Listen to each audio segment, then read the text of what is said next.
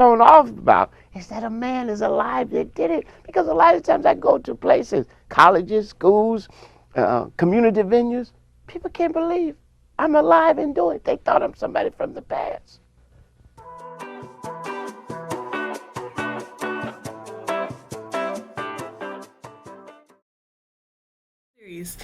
And the person you saw before was Dr. Malana Karenga, professor and chairman of Black Studies at California State University, Long Beach, and he created Kwanzaa in 1966.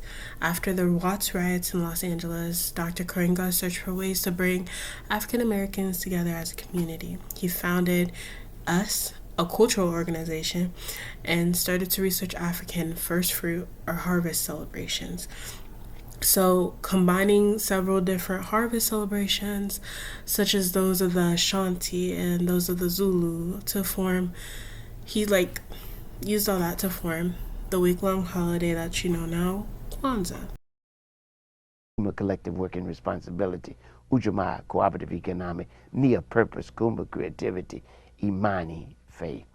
And finally, the fifth activity of Kwanzaa, after ingathering of the people, a special reverence for the Creator and the creation, commemoration of the past, recommitment to our highest cultural value, is celebration of the good of family, community, and culture, the good of life, the good of the environment, the good of our history, the good of our awesome march through human history, the good of existence itself, just it's the good of the world. And so we celebrate that. I mean, the good of the harvest it used to be. The good, above all, of the ongoing challenge to constantly bring good into the world and not let any good be lost. You saw me reflect on that. This year, 2024, you saw me reflect on that. And it's an opportunity to gather and discuss the meaning of Kwanzaa, but also reaffirm traditional African communal values and promote unity among Africans in the diaspora and introduce those values, customs, and traditions elsewhere. It's a holiday that allows you to continue celebrating life and living and even thereafter, and kind of recommit to the idea that life is beyond humanity as well, but includes non-humans and those who are more than human. And so, bringing this all together, I wanted to showcase the philosophy of Kwanzaa, which is Kawaida. But first, I wanted you to know a little more about Dr. Karenga's background. I'm at UCLA in 64. I just got my master's. I decided to go on to get my doctorate. I'm studying on my doctorate. The revolt comes. I quit and join the movement, and I create my organization. I won't keep doing this, but I wanted to comment on that because I felt like leaving it, like, first of all, it was dope. Like, you were working on your doctorate and you were just like, I'm needed. And I just felt like leaving the academy was a power move. It did not mean distance, like, just to further quote him, it did not mean totally distancing ourselves from life of learning and our colleagues who stayed or failed to see the academy as a critical side of struggle, but it meant that you were taking time to interrupt the uninterrupted reign of racist, Eurocentric, self-congratulatory cultural narratives masquerading as academic curriculum. End quote. And I further developed my philosophy, Kawaida. And I call it Kawaida because I believe that culture and tradition are the foundation for our life, our future, and our effective assertion in the world. I think culture is a fundamental way of being human in the world. And so at the heart of Kawaida philosophy is this argument that we must constantly dialogue with African culture, asking it questions and seeking from it answers to the fundamental issues of human life. How do you create a just and good society? What does it mean to be human? What is our moral obligation to each other? What is our rightful relationship with the environment? Those questions, we usually don't ask Africa those questions. We usually ask Europe or Israel. We ask Greece or Israel or some other culture, but we don't ask Africa. You know, we just don't ask Africa what it means to be human. What is my relationship with God or anything like that? What is it? So I wanted to do that. And so I began to draw from the best of African culture, synthesize it, and put it into this philosophy called kawaida. And it's self-consciously called kawaida, a Swahili word. It means tradition, because that is the core of it, tradition and reason. You know, like, I really sat with this because I was just like, Mom, because I was talking to my mom at the time about this because I was watching it around her. And I was just like, no one really asks Africa about what living is and what it means and how we should go about doing that. I feel like everyone wants to look towards Greece and Rome and, you know, like, what's your Roman Empire? That's like why is it Roman Empire? You know? Anyway, and he kind of points back to not just the continent Africa, but the diaspora and be like, wherever Africans are, that's Africa. Africa is not a continent, it's a world community. That's what Garvey taught us. Africa is a world community. Yes, the continent is our ancestral home. It is a central cultural place for us as Africans. But Africa is a world community, and we have to realize that.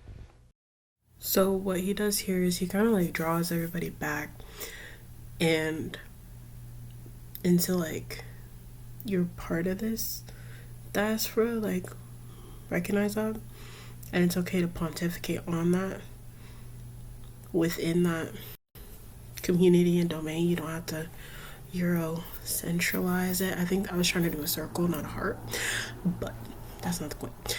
And he continues to like go into deeper detail with what he meant each of the days to do beyond like being that name of Imani, like faith, and defining it. Like, he really gets into like all the crux of these words and like kind of expands upon them. And I'll show you an example. Ujamaa, cooperative economics, shared work and shared wealth.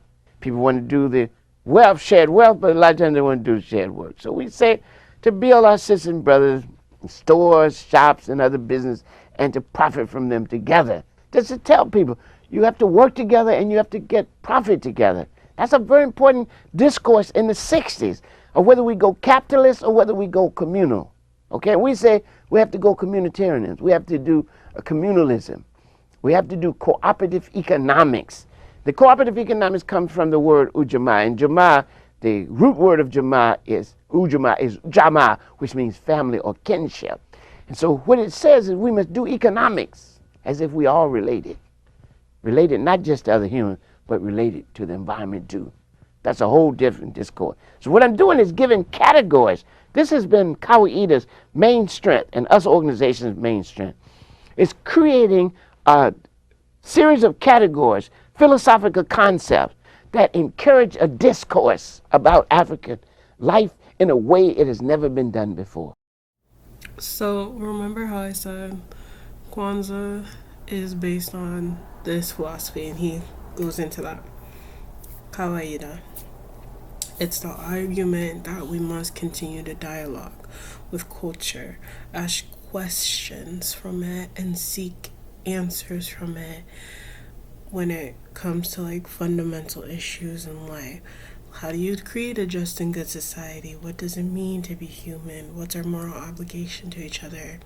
What's our rightful relationship to the environment? It asks you to keep asking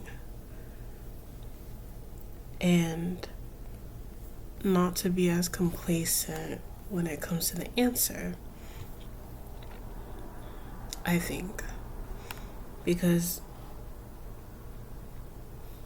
like, for example, like when you're in class and like someone says something like, oh, this is the answer, you double check with people like, oh, is that the answer? Like, did you get that too? Like, you're not, it's like, it can be back and forth. I think that's what he's trying to get at. Like, and I think that's what we often fall into the trap of, like, oh, we can't change how we're going about doing something. It's always got to be this one way of viewing. Oh, if they're like this, then they must be like that. It's like, it kind of lets go of having to or wanting to assume. And instead, like, just keeps asking, The Catholic Church, basic ceremony, their mass is ritual. Everybody does ritual. Ritual reinforcement. Reinforce how we think, how we feel, how we understand ourselves, how we assert ourselves. People need that. But a lot of times they want to make black people different from that. One of the things that I criticize the media for is that they never want to deal with the Kwanzaa ritual. They want to show us dancing and singing. They don't want to discuss the philosophy of Kwanzaa because black people are not supposed to have a philosophy. Okay? So every time we get to talking about it, they'll find some little small phrase somebody said. I think Kwanzaa is commercialized. Well, it's not. It's becoming more. No, they're mixing that up with Hanukkah and Christmas that starts advertising in October. You understand? So it's a little different. And we have to make a distinction between Kwanzaa, the Ujamaa activity, which black vendors, artists, creative people, and producers, the activity they engage in to produce products for us to celebrate our holiday versus the corporate attempt to penetrate and monopolize the Kwanzaa market. So that's two different things here, okay? But people always want to find something. A lot of people do, not many people, and I'm glad that the majority of people don't accept that and that Kwanzaa has grown in such leaps and bounds. I'm very impressed with how black people have embraced this all over the world and see it as not only central value orientation and culture grounding for themselves, but pass it on to their children as a legacy worthy of being embraced and practiced. To wrap things up, I actually created, I had ChatGPT create some reflection questions for each day. Although these are rendered to the dates that you'll see in Kwanzaa, which is typically between the end of Christmas and then the beginning of a new year, what you can do is you can take this and reflect on it throughout the year. Find a word to focus on for the month, or the season of your life. Note what's standing out to you. So, first we have Umoja, unity. How can I continue to foster unity in my family, community, and the world around me? What does unity mean to me personally, and how have I experienced it in my life? Kujichagulia, self-determination. What steps can I take to define my own life path and goals? How do I assert my values and choices in the face of external pressures or challenges? Work and responsibility. Ujima. How can I work together with others to improve our collective well-being? In what ways can I contribute to the success and growth of my community? Ujama, cooperative economics. How can I support local businesses and communities to build economic self-reliance? What are some ways I can invest in my own financial future while helping others do the same? Nia, purpose. What is my purpose and how can I align my actions with it? In what ways can I contribute to a greater cause, and how can my talents and passions serve my community? Kumba, creativity. How can I use my creativity to bring positive change to my community or the world? What unique talents and ideas do I have that I can nurture and share with others? And finally, Imani. What do I believe in, and how can I strengthen my faith in myself and others? How can I cultivate faith in the possibilities of the future, even in difficult times? Hinduism, same thing.